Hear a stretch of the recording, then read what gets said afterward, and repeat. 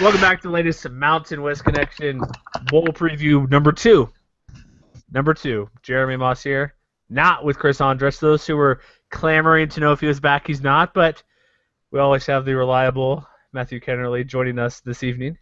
Into the breach. Yes, finished with finals, so you can kind of smooth sailing for next month, relax, take a break. Yes, I can.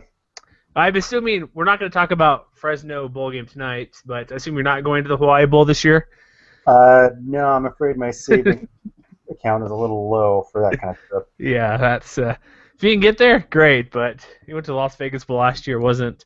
That's more feasible. Driving or flying to Las Vegas is not too bad. No, it's not.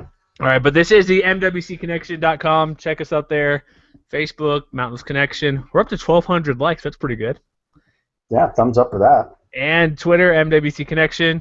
And tonight, if you noticed yesterday's or previous show, I don't know when you're listening to this, I'll probably end up combining the two shows into one feed as well. But if you missed our other show, we discussed Louisiana Lafayette versus Nevada, and that's the New Orleans Bowl. And then we also discussed, we had a guest on, New Mexico Bowl, UTEP versus Utah State. So if you haven't listened to that, go listen to that. Both games weekend, because I don't like. What's your thought? We're gonna bring our guest on in a moment to talk Colorado State, Utah, and the Vegas Bowl. But what's your thoughts about having 4 bowl games on the first Saturday? I hate it. Well, you know what though? Like you said, I was in Vegas last year and I loved it because I was able to put money down and kind of give it away to the Hard Rock Hotel. So that was cool. Well, of course, but I guess I could complain, but it's like that's a normal Saturday for us for most of the year, at least for me. Exactly. It's one more Saturday that everybody across the nation is going to get to enjoy. Yeah, the Mountain West is going to get its best time to shine. Yeah, we got some good games. Yeah, the Lafayette, Nevada game. Okay, well, I don't know if that was just me or Jeremy had his feed freak out again. So I guess I will pick up the slack until he gets back. Normally I have Chris to lean on in a situation like this. But, all right. Well, I guess I can, catch everybody up to speed until Jeremy gets back. Are you there? Yeah, so I should have warned you before we started recording. This happened last night, and the weird thing is, I'm actually using a different computer tonight. Oh, okay. Maybe it's Firefox. So if I do drop off, just continue talking, because the weird thing is, you'll still see me in there. Okay. But my monitor won't work, my little thing. Because if you actually watch the video of our show the other day, Chris, I just stayed on to let him wrap up the show. I'm like waving my hands, freaking out in the little box in the corner. After and I guessed, take control. So I will leave my Google Plus page open to get back quickly, and you have to chat. We're talking business. You have to chat up too, so I can chat you stuff. Is that correct? Oh, okay. Yeah. So do you see my message that says hi right now? Yes, I do. Okay, we'll use that if I can still use that, but yeah, let's get to the bowl games. Here's our guest tonight. We have, since we have we'll give the official sponsor, I guess, the Royal Purple Las Vegas Bowl. We're not getting any money or dollars from it, but that's what it's really called. But we're gonna bring on Shane Roberts from BlockU.com to discuss Utah. That's cool. Most people know I'm familiar with a little bit those Utes. And what's your first thought? Well, I bring him on because I'm inviting him now. What's your first thoughts on that game? Well, I guess I'm surprised that Utah didn't end up in a better bowl, considering the thrashing they gave Fresno State earlier this year. I think you would know better than I would exactly what happened with the Utes after that first game. Well, they have a guy named Nate Orchard who's All-American, going to be paid very handsomely soon. I think he broke some sort of sack record in the Mount. We'll ask Shane for sure. I know he gets the quarterback as much as he wants, and most people should be familiar with anyways, Utah's defense is always pretty good. And as you can attest to that when they played, and they put up a lot of points against Fresno. Yeah, but did they have some quarterback issues? Did Travis Wilson not stay healthy or something like that? That was a good possibility, but no, they switched around between him and Kendall Thompson, but Kendall Thompson got hurt. He's the Oklahoma transfer. He came in versus Michigan, looked terrible, even though they still won. He played part of another game. They kind of rotated a little bit, but it's Travis Wilson's job, especially with Kendall Thompson going down. And the thing is, their offense besides Devontae Booker, the running back is good.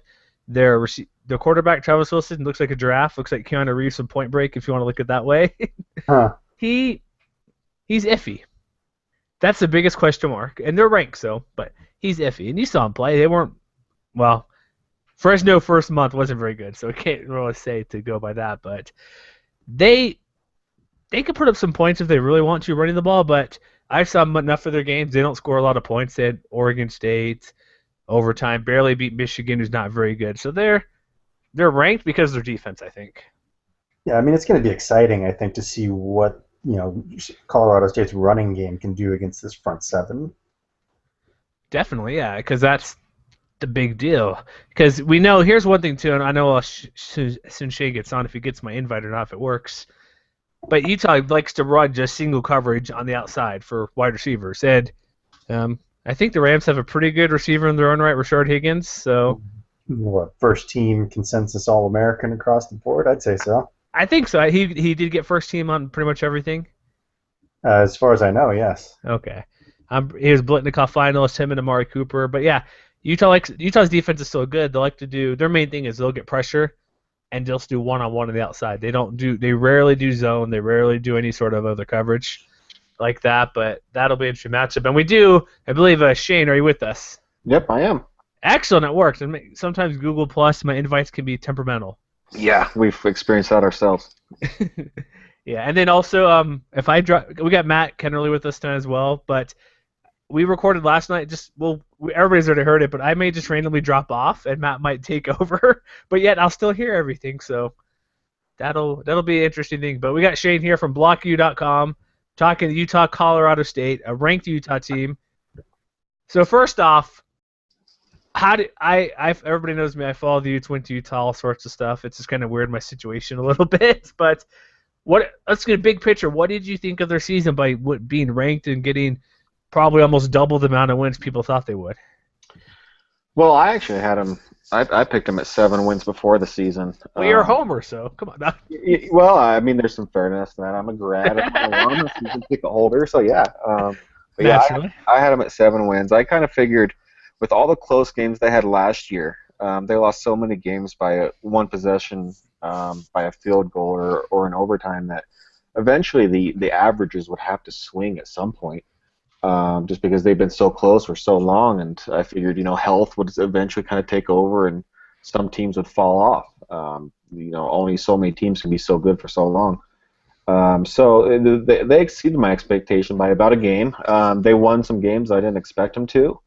I kind of thought they might get USC, but I wasn't sure. Beating UCLA down in the Rose Bowl, I didn't pick that one. Preseason, I didn't anyways. So, I mean, big picture-wise, the program's headed in the right direction. They're pulling in, a lot of great, young talent. I mean, this team, as good as they are this year, especially, if you kind of really step back, if they would have found a way to, either really just beat Arizona State in overtime or not let the collapse happen against Arizona, they might have been in one of these January bowl games as well. Or Washington State. Yeah, Washington State. Yeah. That one's tough, though, because they weren't a ranked opponent, but the other two were top 15. But yeah, Washington State, there's no doubt about those guys. That one was frustrating. But as I was saying, this team's very young. Most of the team will be back next year, and they're building towards something really cool and something really special. And we're having a lot of fun with the progress that's happening, transitioning from the Mountain West to the Pac-12. How have the Utes been able to kind of make up for some of the injuries that they've had this season? Because obviously my biggest exposure was their beatdown of Fresno State early in the season. Yeah. But looking at the depth chart right now, I noticed that guys like Junior Salt have been demoted off the offensive line. Drez Anderson's been injured. Mm-hmm. So I guess you would know better than I would about how have they kind of rolled with those punches that are inevitably going to come to any team. Yeah, well, this talent they've been recruiting since joining the Pac-12 is finally starting to develop and to come to fruition. They had some pretty major transfers coming into the program in the preseason. Obviously, you mentioned Drez; he went down. But Kenneth Scott, he's been here. He's been here this season, but he was out all of last season. I think that's kind of one name people kind of forget about. Obviously, Devontae Booker, he was a JC transfer. He was a huge addition. Tim Patrick, he got hurt against Oregon with a pretty nasty break in his leg, but he was a really nice addition up to that point. It's just a lot of this talent and depth has finally started to kind of come around. They got a lot of kids on defense in the secondary in particular. Most of the corners and a couple of safeties are either true freshmen or true sophomores. A couple from Florida. Dennis Erickson's opened up the Florida pipeline for Utah in a big way. So a lot of those kids are really starting to come in and contribute. So it's just all about developing depth, and that's what we learned the first couple of years in this conference is, the frontline guys are really good, but once you start losing those guys, like our first couple of years of Jordan Wynn, who was a really good quarterback, but as soon as he went down, there was nothing there. In this conference, you have to have depth to survive, and that depth's finally starting to come around. And defensively, it's really been there almost the entire time. But offensively, they're finally starting to get the skilled players in that they've been needing, specifically a wide receiver. Offensive line, they have, I know at one point they had 17 offensive linemen on scholarship because they went heavy on that their first couple years in the conference, and those guys are really starting to come around. Obviously, you mentioned Junior Salt. Junior Salt's been shaken up a little bit on and off throughout the season, but they have a really nice group of probably about 8-9 guys there that kind of rotate in or out that's fairly interchangeable. But yeah, they just finally have got this depth to make it to where, okay, we can survive an injury or two and not go into the tank. And that's a big, big addition to this program. Okay, I want to ask you this question. You kind of mentioned the quarterbacks and all that stuff. Watching the Utes enough play this year, their offense outside of Booker, I'm going to say it, they're terrible. They're 12th in the Pac-12 in total offense. Losing Drez Anderson clearly doesn't help. But they get Kenneth Scott's pretty good, and we know I've seen Travis Wilson enough to know that has his issues on his own. What is it? What do they have to do offensively? Because the Rams' defense, it's okay. It's not like anything amazing by any sorts of means. They'll make some plays here and there, but what are they going to do offensively? Just run Booker the entire game? No, that's the kind of the frustrating thing I think to a lot of us Ute fans is. Obviously, as a collective unit, it hasn't quite come together. We'll see flashes from time to time, but individually, there's a lot of talent on this offensive staff. Kenneth Scott, I think, is the best wide receiver on the entire team because he has the combination of speed, size. He has amazing hands. He catches almost everything within his vicinity. So he's not Drez Anderson who drops the ball all the time, right? Exactly. Drez was the most frustrating individual out there. You'll see a touchdown like what he caught against UCLA between two guys juggling the ball and come down, and you're like, how the hell does he catch that when on a simple slant route for a first down he'll tip the ball to the defender? It's completely maddening. But obviously you mentioned Booker. He's a stud. But Scott, there's Wesley Tonga, which is a great tight end, and we'll see him flash up from time to time. Kalen Clay. Obviously everybody thinks of the Oregon debacle of what happened with him, but he got behind. He had 150 yards against Oregon. He got behind Colorado a few times, which everybody gets behind Colorado. He beat Arizona a couple times, so there's a lot of individual weapons. I think Dave Christensen has had a hard time kind of figuring out how to best put these weapons into place. Dave Christensen being the offensive coordinator and really utilize these guys because there's a lot of skill there, but he's had a hard time kind of snapping the puzzle into place. You can tell he really wants to have a true dual-threat quarterback, and that's not really Travis Wilson's strength. Travis Wilson's a bit of a gunner. You kind of have to let him chuck the ball down the field a little bit, good and bad, to really let him be successful. So it's really kind of a Dave Christensen figuring out the balance between making sure there aren't a lot of turnovers, like what we saw last year, as well as obviously getting first downs and moving the chains. And we kind of saw a glimpse of what he'd like to do in the first series against Oregon, the first couple of series when he had Kendall Thompson out there running a true triple option, which is something we haven't seen in quite a long time, and was rather effective against the Ducks. But then obviously Kendall goes down with the torn ACL. Travis comes back in, and I'm a huge Travis Wilson fan. I think he's gotten a raw deal in a lot of cases. But he hasn't quite developed how I'd like to see. And maybe that's on him, maybe that's on the coaches. It's probably a bit of both. But that's really kind of the big thing is how does Dave Christensen take this quarterback and utilize these weapons? Because if you sleep on these guys, yeah, Booker will be hitting the tackle and between the tackles and between the guards all game long, and then they'll take Kalen Clay over the top on you. Dude runs a 4.3 40. He's one of the fastest youths to ever step on campus, and that's saying something. So if they sleep on one of these wide receivers, they'll get behind him, as we saw against Oregon, and score a couple touchdowns. All right, so Utah on defense, they led the nation in sacks, and a big part of that was a guy that we talked about briefly before we patched you in, was Nate Orchard. Yeah. He's an All-American. He's going to play on Sundays. But what I want to point out is that Colorado State's got a guy who's been getting a lot of late buzz as a potential first-round sleeper in tackle Ty Sambrailo. So what I want to know is, how are the Utes going to utilize Orchard? Are they going to put him head-to-head with Sambrailo, or are they going to move him across the line, to take on the other tackle, Sam Carlson? How do you see that particular matchup playing out? A couple different ways. Orchard's not really. They're not scared to match up Orchard against anybody. He was actually voted yesterday by the fellow offensive lineman in the Pac-12 as the best defensive lineman in the Pac-12. It's a really cool award called the Morris Trophy. So the offensive linemen vote for the best defensive lineman, and the same vice versa, and they voted Nate Orchard as the best. And so they're not scared to match him up with anybody. He has a unique combination of size and speed and strength that they just line him up and say, if you can stop him, great. If not, we'll tip our hat to you. But they'll move him around a little bit. They're not scared to line him up as an outside linebacker and get him up, in a 2-point stance and move him around. But see, the Orchard thing, he has a lot of help along that front line. Hunter Dimmick on the other side of the defensive line has, I know he has double-digit sacks. He has about 10 or 11 sacks himself.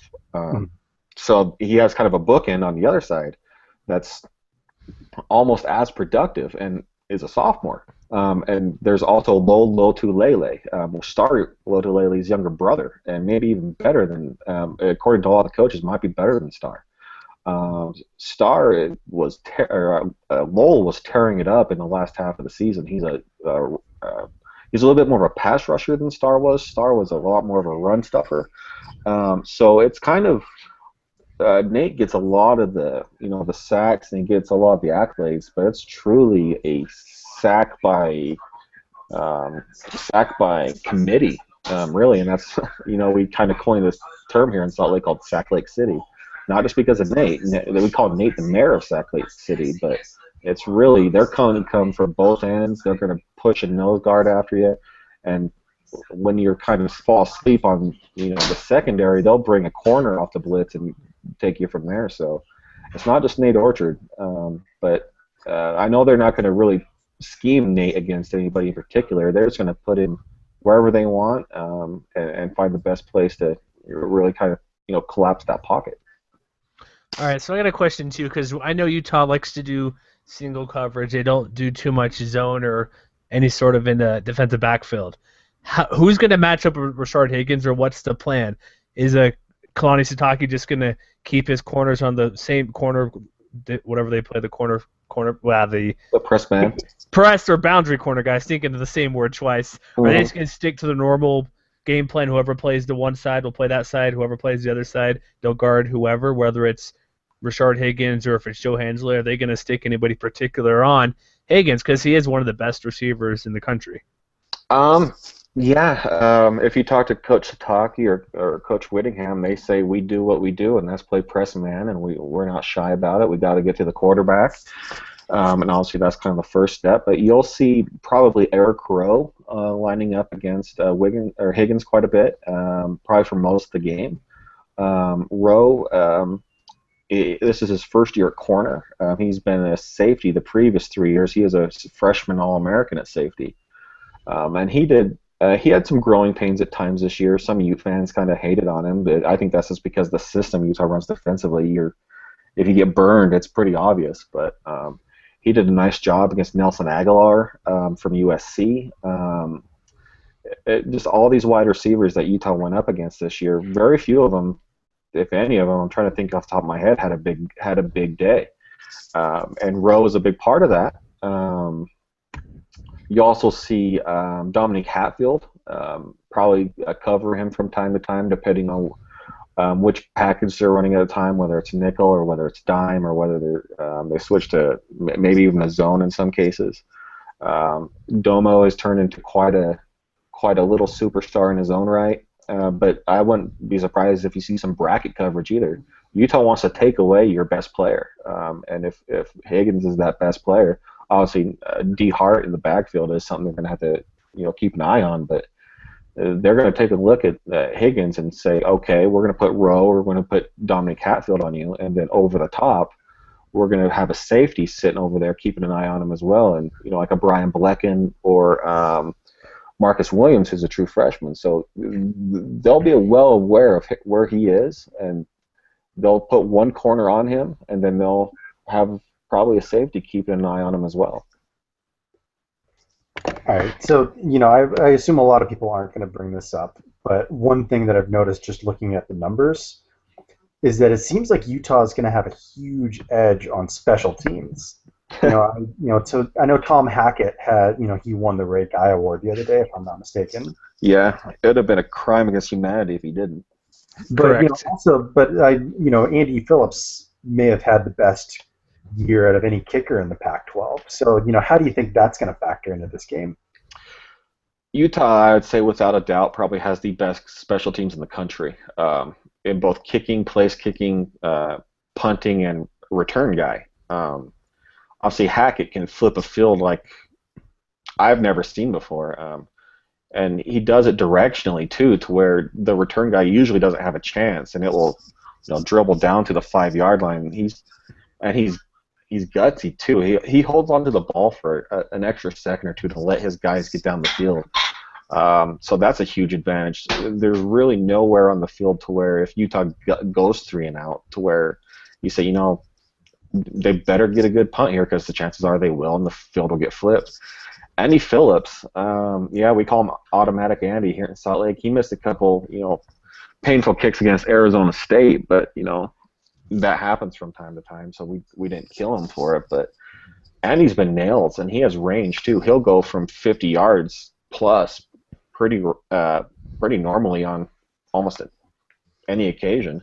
And then he's also he's really good at onside kicks too. Every time he's attempted an onside kick, they've recovered it. Utah State last year, UCLA this year, and he's not scared to hit anybody either. He'll go down there and just absolutely knock somebody out. He's about as mean a kicker as there is. And then you look at Kalen Clay. He has 3 punt returns for a touchdown and 1 kick return for a touchdown, and he probably should have had a 4th punt return for a touchdown against Arizona, but. Oregon.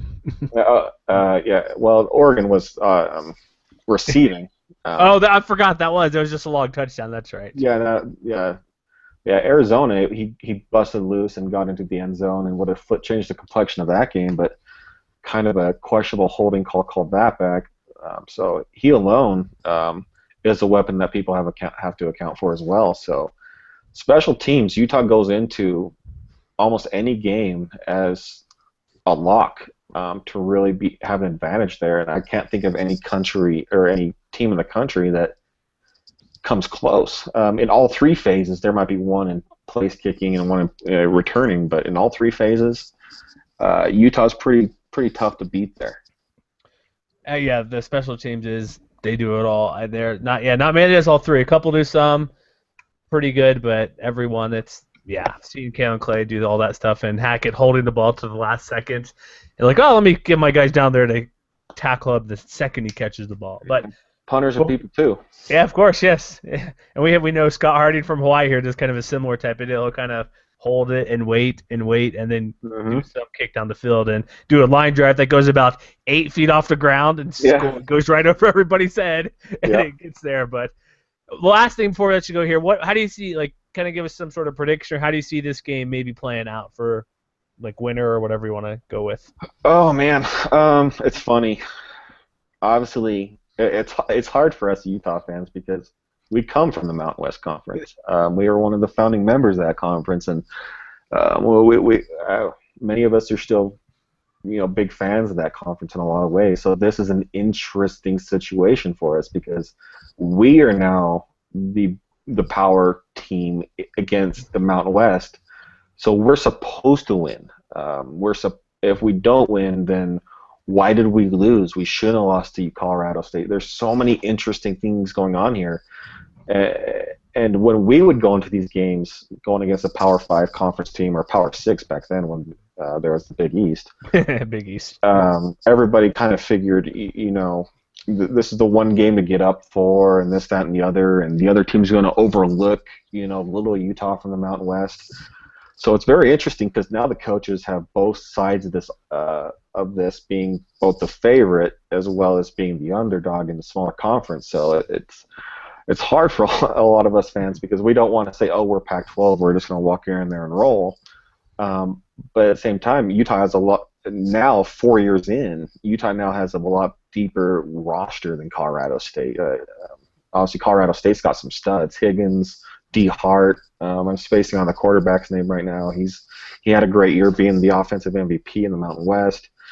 So they've put together quite a roster. But I still see Utah pulling away probably in the fourth quarter. I don't think it's a blowout by any stretch of the imagination.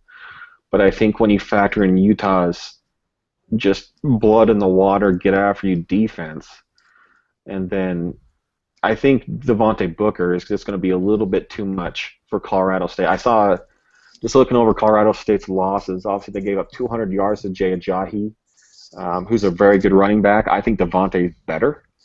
I also think Devontae has a better offensive line. There was a stat that was tweeted out the other day that said Devontae Booker has about 800 yards of rushing after contact, and that's about 100-something yards more than the second best running back in the Pac-12. So he alone should keep Utah at least in the game. And Utah's coaches, they prepare for bowl games better than any other coaches in the country. And with them not being in the bowl game for a couple of years, these guys are going to be salivating to get down to Vegas. And I think it's a big thing too with Dave Baldwin taking over as the interim head coach. How does he handle the in-game adjustments? If Utah pulls out some kind of exotic defensive look, can he handle the changes mid-game as a head coach? I think that's a big advantage for Utah as well as the coaching staff going into this game with Jim McElwain being gone. So I see Utah winning. The score I kind of keep floating around is about 38-28. Kind of a good 10-point win there. Maybe getting a touchdown late to really kind of put it away. But I just see Utah as the better team in all three. I don't want to say all three phases, but at minimum 2 of the 3 phases. But it should be a fun game. I'm excited. Saturday's going to be awesome because we play Colorado State in the bowl game early in the day. Then we play UNLV later that night. So it's kind of a reunion tour. It's pretty cool. I'm excited. I miss the old Mountain West guys. Yeah, it'll be good. Yeah, I agree too. The McElwain thing being gone, that's a big issue. But Baldwin offense, I think it'll be go as according to plan. But with Satake and Witt, what they're going to do, maybe they may mix something up on the third possession or something just to screw with them. Yeah, they'll throw something out that nobody has ever seen before, and it will be crazy. That'll should be. I think it'd be. I do think overall the Rams' offense is more balanced and a little bit better than Utah overall. I say Booker is still the best player probably on the running the game, but overall I'd give the Rams the edge just because they can run and pass. They actually have a quarterback who could throw the ball consistently good, but. Yeah, we got another guy coming on, so I want to run you off. But thank you, Shane, for hopping on with us. Check him out at blocku.com. They have previews. I know he already hates ESPN more because they predict the Rams to win today. I saw that earlier today, so that will be. I think you're right. I think 38 might be a bit too much, but I think whoever's going to win, like you said, it'll be like in single digits. I think, but me and Matt will go over our predictions a bit later. But it'll be a close one regardless. I think. Yeah, but, it'll be fun. Yeah, but thanks for hopping on, and yeah, good luck this weekend. We'll see what happens, man. All right, thanks, fellas. All right, thanks, Anshia. All right, so again, that was our guy Shane from BlockU.com. Good stuff, man. Excellent stuff to know about the Utes from a guy who knows the Utes, right? Yeah, I thought so. That's the best way to put it. I'm inviting our other guy to hop on for talk about. Okay, well, presumably he's still inviting our other guy. But yeah, thanks again to Shane for hopping on with us. One other thing that I want to point out about the Utes, unless Jeremy, you're back, or maybe not. Yeah, I mean, I'm really looking forward to this game. I think that. Hello. Yes. I dropped as soon as I said inviting the other guy. Lovely. I'm starting to realize I'm not as good on my feet as Chris is. No, you're fine, but this is the first time it happened. Like, happened yesterday. But that's it. Like, I don't know what the deal is. It could be. Are you using Firefox? What browser are you using? I use Google Chrome. I should, but it causes issues on my computer sometimes. But I'm like, I'm switching computers today. I'm going this route. I'm going do this, but no. Yeah, rumor has it that Google products don't play nice with. Especially Firefox. And I actually have to. We're gonna get our other guy on, but I actually have to. Can you take over for a minute or two, since we're live at the moment? Talk about whatever you want to talk about. Okay, I'll mute myself for a minute. Okay, well, I guess I can catch everybody up on other kind of Mountain West news. Jeremy told me before we went on the air that Fresno State's Chris Olsen was named as a freshman All-American by Sporting News, so good for him. I thought for sure it might have been Malcolm Washington because he kind of stepped into the void about halfway through the year and made a pretty good impression.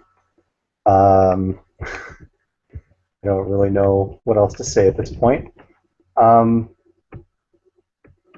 guess I could talk We're back. I'm here now. Sorry about that. There was an unexpected visitor to my house. I'm not used to taking the reins, man. We're good. Everybody here? We got our guest on, I believe, right? Our other guest? I don't know. Do we? Brandon, are you there? I see somebody there. I see an icon, but I hear silence. Well, let's see here. Hello? I'm back. We'll check. Brandon, do we have you? All right. Sorry about that. No, it's funny. I said to mute myself for 2 minutes before because somebody came to my house and my dogs went crazy.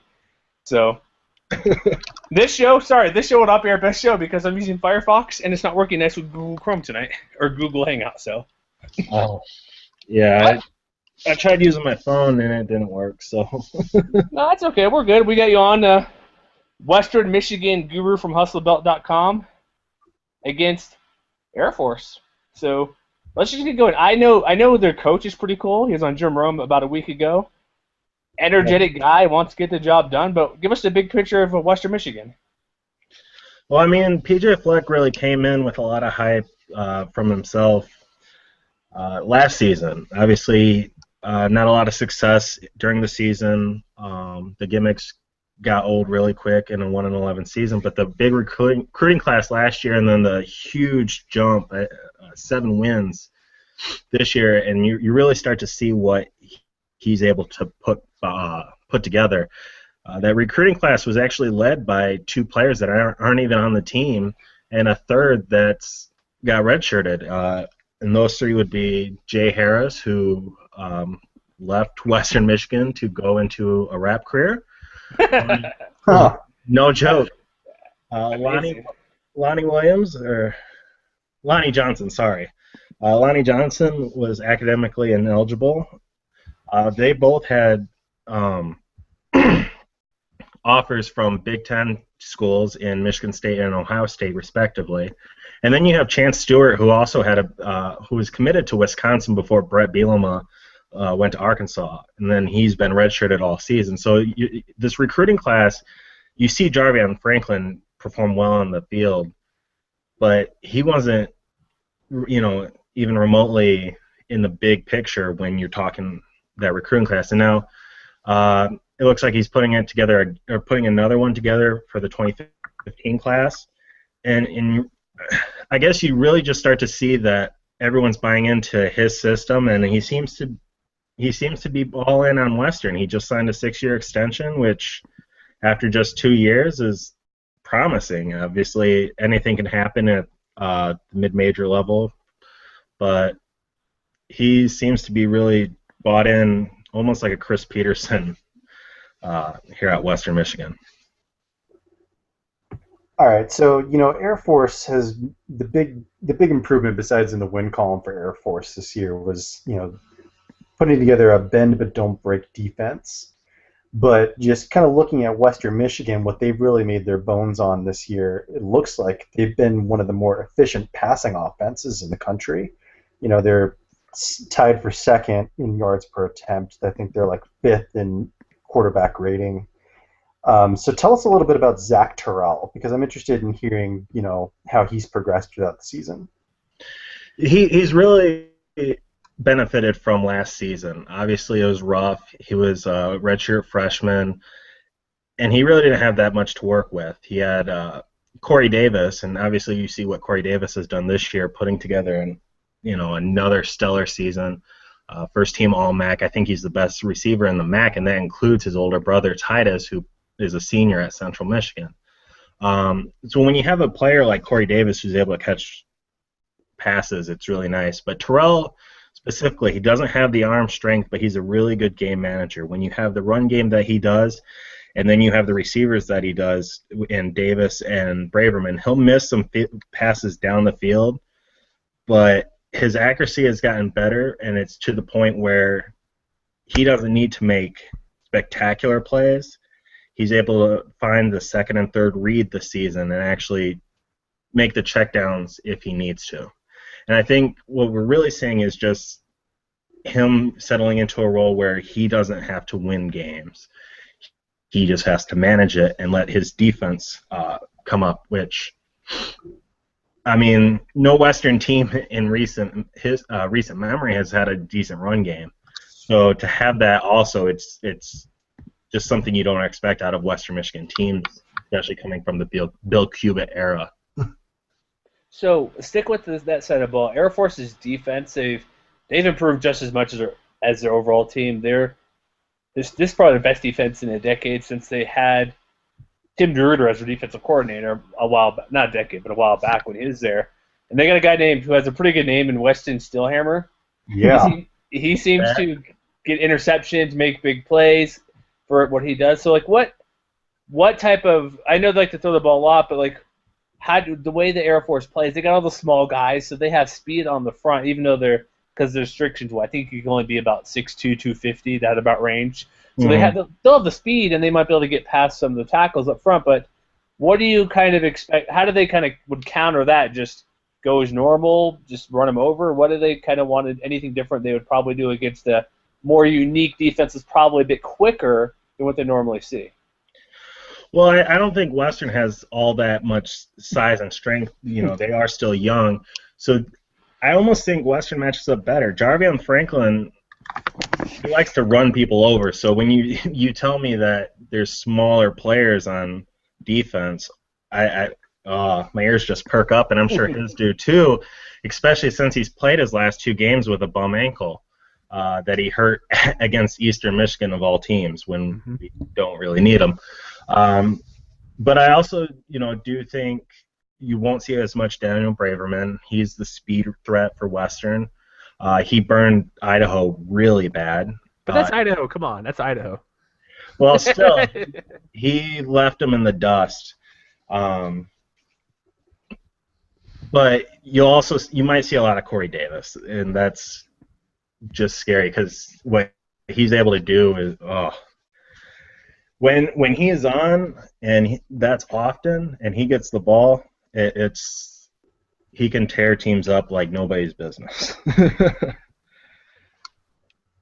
But I expect Western to just stick with what they know, a solid pro style offense of pass, or run, pass every now and then, and I don't know. I almost just see them like a Detroit Lions, but with a better run game, but on obviously different levels. Yeah. All right. So the other big improvement that Air Force has made this year, obviously they're a triple option team. But Cale Pearson took a really big step forward as a passer. And a lot of that has to do with the pair of receivers that Air Force has in Garrett Brown and Jalen Robinette. So I'm curious about how Western stacks up against those pair of receivers. I think the defensive secondary is the most experienced unit of this Western Michigan team.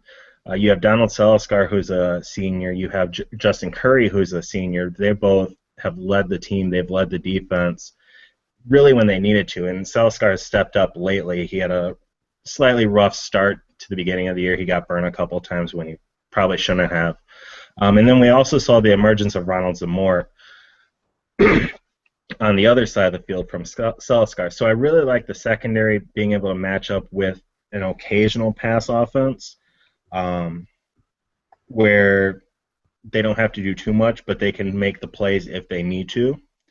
What I really like from the Western Michigan defense, though, that I haven't seen in my lifetime, to be in all honesty, is a solid run defense from the Western Michigan Broncos, which, again, I don't think anyone's seen since the turn of the century, when you had players like Robert Sanford leading the Broncos to MAC championship games against the super duper Marshall teams of the late 90s, early millennium. So you really, it'll be interesting to see how this young run defense plays in their 13th game of the year, and then in high altitude at Idaho. But this is arguably one of the best run defenses Western Michigan has produced in some time, and definitely, I think, since before Bill Cubit was coach.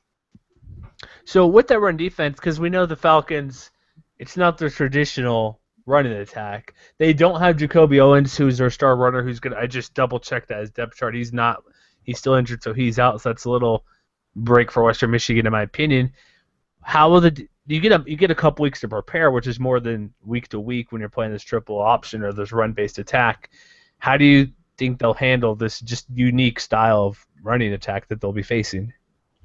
I think they'll definitely need a bit to settle into it. We've seen that a couple times this year where Western Michigan has had some slow starts, but they have made the adjustments. I think some of the younger players might lose their assignments, and that's going to be the key if they can keep their defensive assignments. Which, when you have an option offense, that's how you have to defend it. You can't really sell out against any one player, or else the fullback will go 80 yards and untouched. So I think we'll see a big play every now and then, just from youth mistakes. And it is only, I think, 2 weeks to knowingly prepare for Air Force and 1 week to get healthy before that, which was the MAC championship weekend. It's tough to say that they'll play well because the triple option is what it is. But I do like how Western Michigan matches up in terms of they aren't that strong, but they make the plays that they need to. They're sound as a unit. So I really do like how they should be able to defend the Air Force offense. All right. So I'll ask you a similar kind of question that I asked our last guest because I like talking about special teams. Mm-hmm. And so, obviously Air Force had, its place kicker Will Conant was first team in the conference. And, I mean, it doesn't appear that the Broncos had that same kind of benefit, but, Andrew Haldeman was 13 of 16 on the year. And, the punter, I believe, was second in the conference. I'm trying to find the tab I just had open, and I can't, but yeah, he was second in the conference in average yards per punt. Schroeder? Yep. So I guess the question to you is, if the game is close late, how comfortable are you with Western Michigan's special teams this year? Not at all. and there's a reason behind that. I will start out and say that Jay Schroeder, the letter J, not the word, the letter, Jay Schroeder, he's a very solid punter. He's usually consistent, and it's shown by his stats. However, when we turn to Haldeman, you see the 13 for 16 kicking field goals. That doesn't tell the whole story. I think he's missed 4 PATs this year, including one in overtime against Toledo, which ended the game to finish 20 in a 2019 loss in overtime. But obviously that also kickstarted a 6-game win streak in the MAC that gave them a chance to win the West heading into the last week of the season. So if it does come down to a Haldeman kick, I don't know. I've seen him make a 52-yarder against Ball State to send the game into overtime, and then, like I said, this year, 2 years after that same kick, I watch him doink one off the upright and miss 2 field goals earlier in that game from under 30 yards out. So, it's which Andrew Haldeman shows up, and I think given his rocky season, you can't really put too much faith into him, but he has made his kicks lately. All right, with that, let's kind of move on to wrap this up. I assume you guys can still hear me, and my monitor's going up and down, so I guess that's a yes. What do you kind of prediction? How do you see this game playing out? Because Western Michigan, they come from the MAC title game, obviously a good team. The turnaround's been tremendous. Same as Air Force. I think they both had this +7 wins, I believe. But what's kind of your thoughts on how this game will play out, and what's your prediction, or at least kind of a whatever quasi prediction or your feel for the game?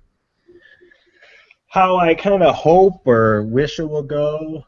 Sure, yeah, go whatever you want to say. How it will go, how you're hoping it will go, best case scenario. I'll give you both. Well, best case, Western blows them out, but I don't think that'll happen either way. I think Western does give up an early score, but then settles in.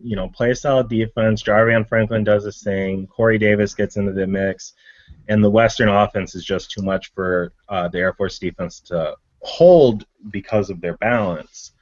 I think I predicted 31-17, but what will probably happen is Western is 0-5 in bowl games all time, including a painstaking loss at the Pizza Bowl in their last appearance in 2011, which they turned the ball over 6 times in their home state. So I don't know. I can almost see Jarvion fumbling twice, which would, I don't know, I'd almost have to wear a Central shirt and sing their fight song if that were to happen, because he rarely fumbles. But it'll probably be one of those games where you don't see something happen. Terrell will throw a couple picks, and the Air Force will walk away with a close win because of turnovers. So my heart says 31-17 Western. My gut says something like 27-24 Air Force. I can see it either way, because Air Force hasn't blown anybody out too much this year. Mm-hmm.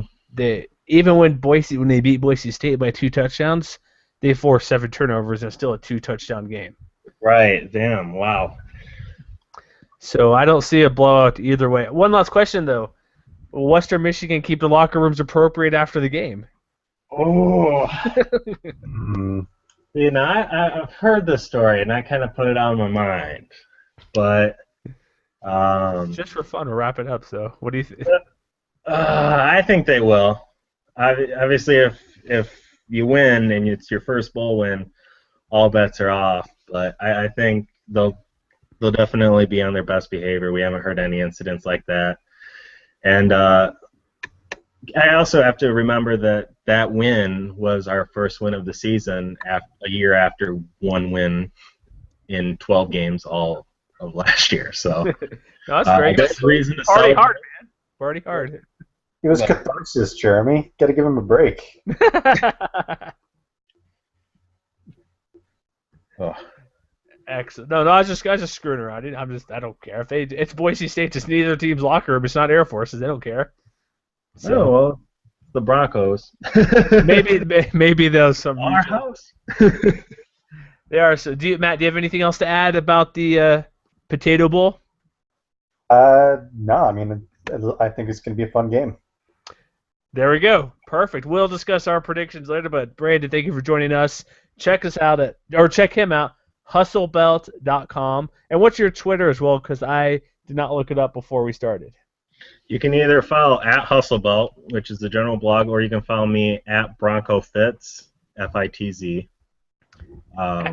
Do that, folks. I assume we have to ask this question to everybody. I know it's a far game, but I assume you're not going to be on the blue turf in Boise? You'll be in the comfort of a warm home?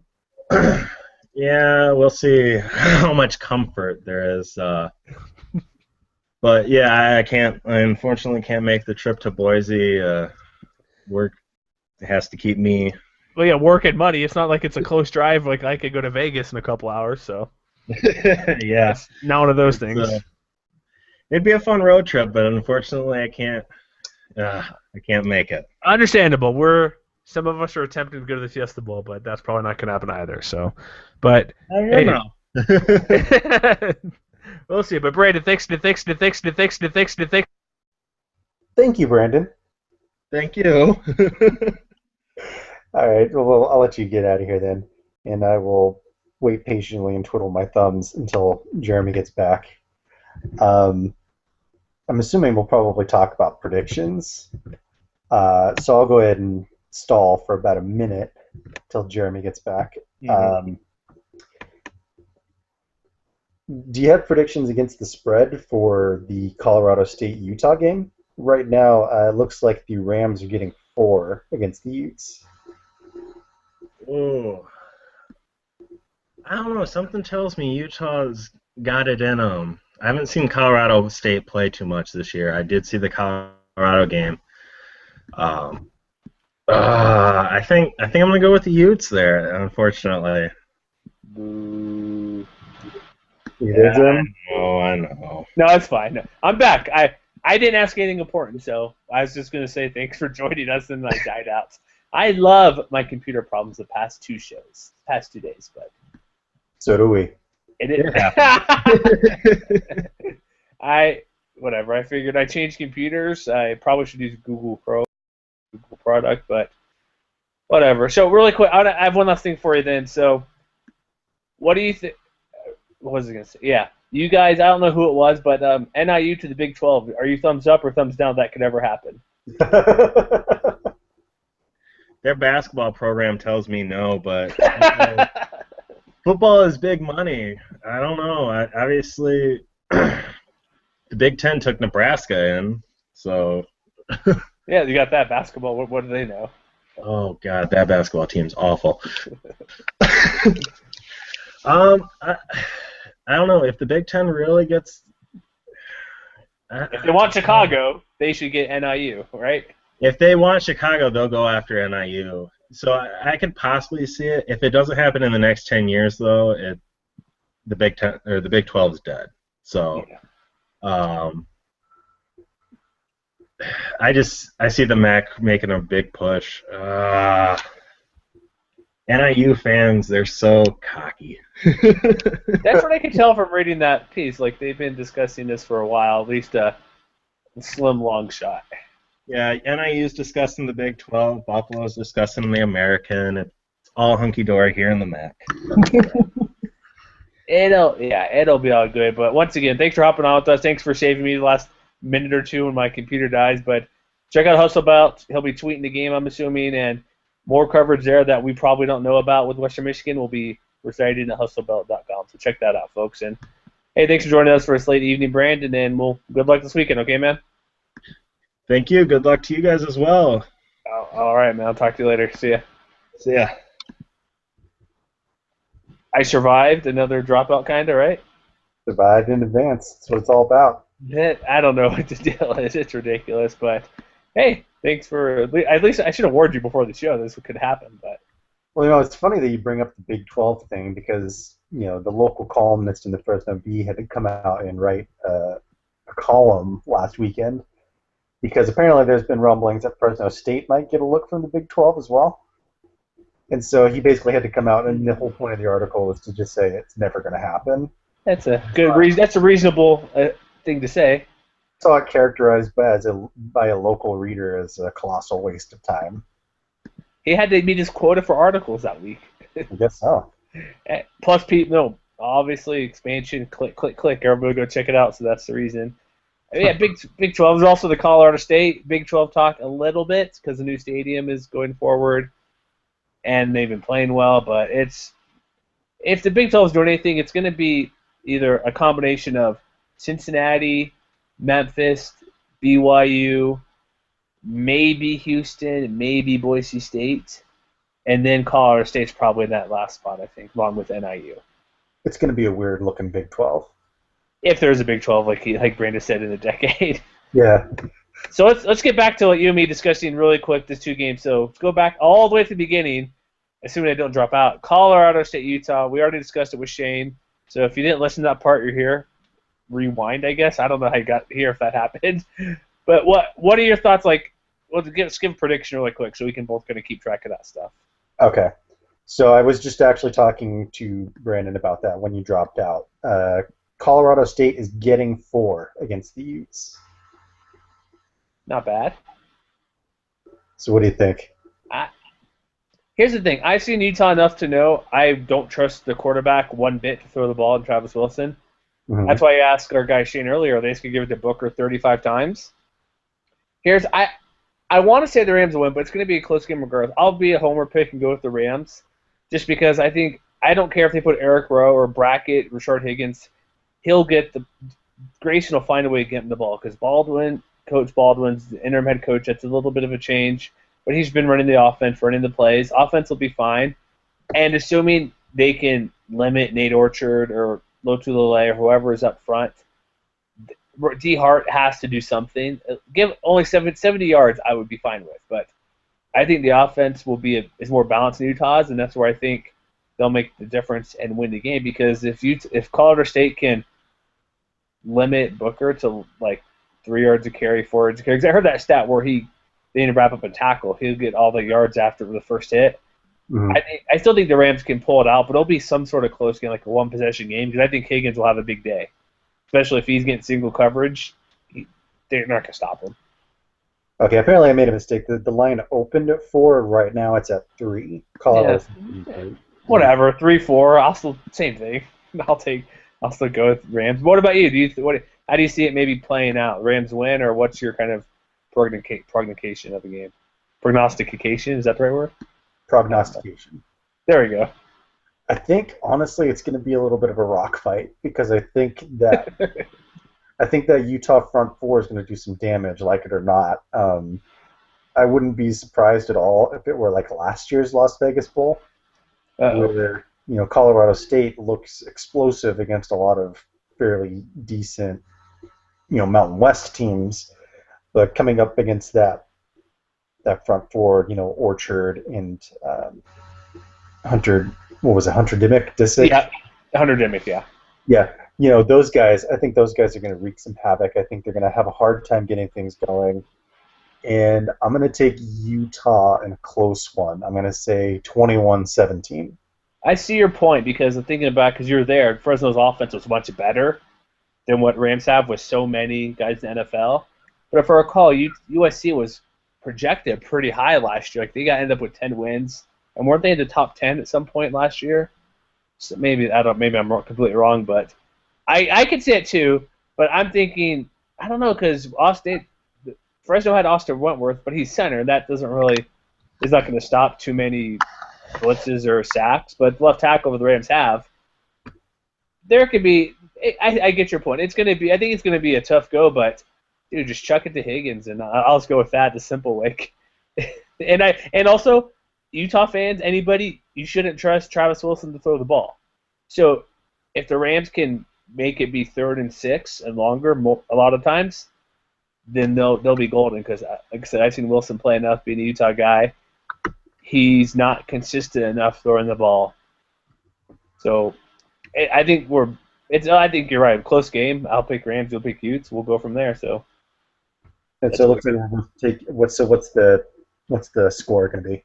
Oh, my score? I think it won't be many points because I kind of also, really quick to backtrack, we saw Boise State versus CSU, and Boise State pretty much dominated them for 3/4 of the game in that throwing game, but Utah doesn't throw it. But I would say 21-17, something along those lines. There won't be a ton of points because Utah's defense is too good, and and special teams could be a difference for if Utah is going to win, but about 21-17 is my prediction for the Rams. They will get a couple touchdowns, and Utah will get stalled somewhere along the line. All right, so it looks like we're both taking the under as well. What is the over-under on this game? 57.5. That seems too much, man. That means about 28-25 or something like that. Yeah, and it looks like according to OddsShark.com, the total it's gone under. Utah's gone under 8 of the last 10 games, but for Colorado State, it's gone over in 4 of the last 5. So flip a coin. Yeah, interesting. Yeah, this stuff can always play an effect. But let's go to the next game. Western Michigan, Air Force. I didn't want to say a brand is on, but I think Air Force is, even without Jacoby Owens, is probably going to win pretty handily, I think. And Western Michigan right now is getting 1 point. 1 point.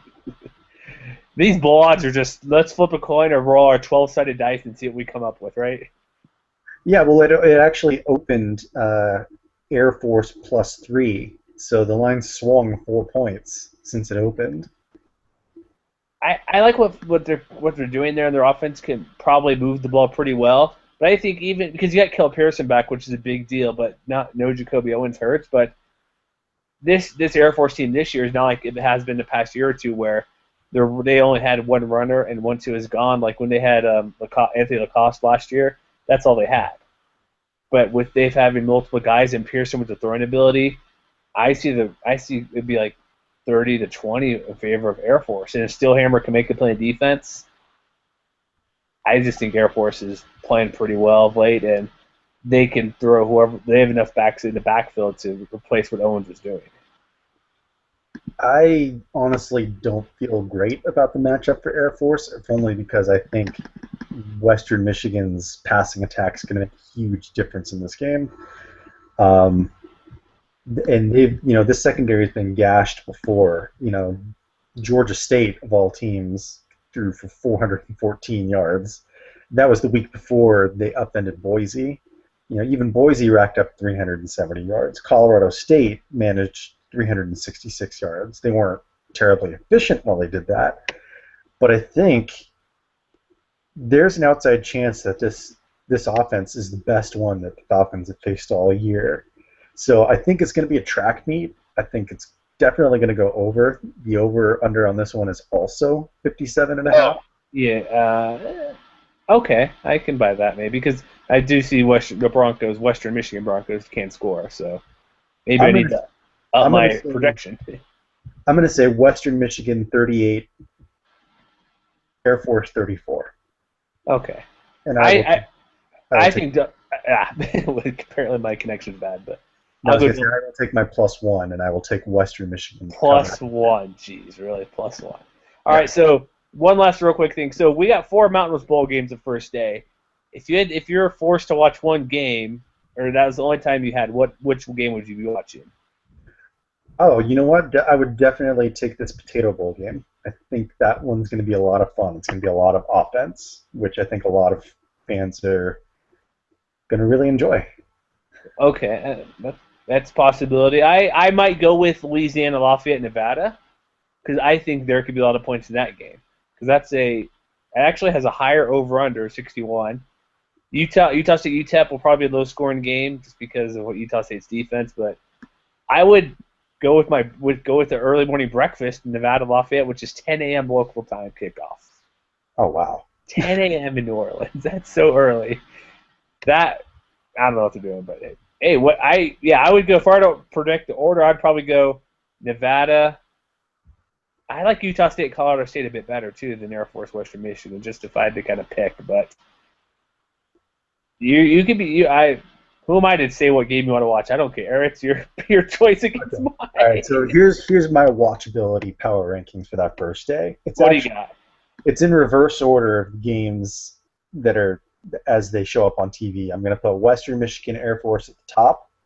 Number 2 is definitely Utah, Colorado State, and then the New Mexico Bowl, UTEP and Utah State, and then I put Nevada and Louisiana Lafayette last. Why do you put Lafayette, Nevada last? One, I'm not a huge fan of Nevada. Of course. Nevada just, I don't know, it just doesn't really excite me. The Sun Belt doesn't really excite me all that much. If it were Georgia Southern, that might be another story. Of course. I go with that because these are the false Sun Belt champs that we're talking about here. Of course. I just like there's the unpredictability factor of Nevada scoring 60 points in 2 minutes. So that's what I want to see, because we saw Boise State, CSU, they put up all those points, and that's kind of why I think that might be higher, because it's either boom or bust, I think, with Nevada, and I'm going with boom for that first game, which could be a mistake of mine if I want to use my morning time to watch that game. Yeah, I mean, I think with the early kickoff, there's a fairly high chance there's going to be a little bit of sloppy football going on that early. Yeah, that's 8 a.m. Pacific time, essentially. Jeez, that's early. But so, okay. Do you have anything else to add we need to discuss? Do you want to have any thoughts about the playoff? Anything else you want to discuss? We can talk about your Fresno team for a second if you want. They're headed out to the island, and hopefully it's not a repeat showing versus SMU a couple years ago. You know what? Honestly, I don't know what to expect from this game, because it seems like both of the teams involved are kind of pedestrian. By playing Rice, yeah. Like, Rice does a lot of things okay, but they don't do like one thing well. And going up against a Fresno State team that hasn't been terribly efficient on either side of the ball kind of leaves it a whole, just a big mystery to me as far as I'm concerned. There's also the factor Rice just gave up 76 points to La Tech in their last game. Yeah. 76 points. That one got away from them. Maybe. And so I'm assuming I would take the bet, because right now I'm on their ESPN page. They're 91st in points against at just over 30. I'm betting they were probably about middle of the pack before that game, because that 76 probably upped it by 8 to 10 points. It might be, yeah. Wow. I don't know. We'll see, but yeah, we may have you. We'll probably have you on again to talk Fresno Rice in Hawaii. We'll see. We're doing some shows. Kind of, here's our plan. We're doing it since for us, it's a normal Saturday weekend, because we always have 4 to 6 games going on. But we got all the bowls, so we'll probably do a recap on Sunday. We'll probably, if you're free, me and Chris will probably have you on again to talk about this bowl game, to preview it on Sunday. So make sure to check our feed on SoundCloud, iTunes. We'll probably have about 4 or 5 shows in about a week period, so that's not a mistake. That's not me accidentally publishing stuff to the podcast feed. So we're giving people what they want. We're stocking their iPods and their of course. Yeah, you got the travel coming up. If you're heading anywhere for, like, people out of school, they're traveling, flying back. We got at least 2 shows to get going up. You can go back and listen to see how terrible Chris and I, or you and me, were for this show and our predictions, and then follow up on the recap over the weekend. So if you want to get away from your family for an hour at a time, we're giving you a few excuses to do it. And hopefully my dropping out hasn't messed up too many people on this. But thank you for filling in essentially last minute for this tonight. So thank you for Matt joining us tonight. Again, check us out, mwcconnection.com, Mountain West Connection on Facebook, Twitter, MWC Connection, all that fun stuff. Stop by the site, yell at us, tweet at us, give us comments. Join the open thread this week, and it'll be great. And everyone, have a great after the first weekend.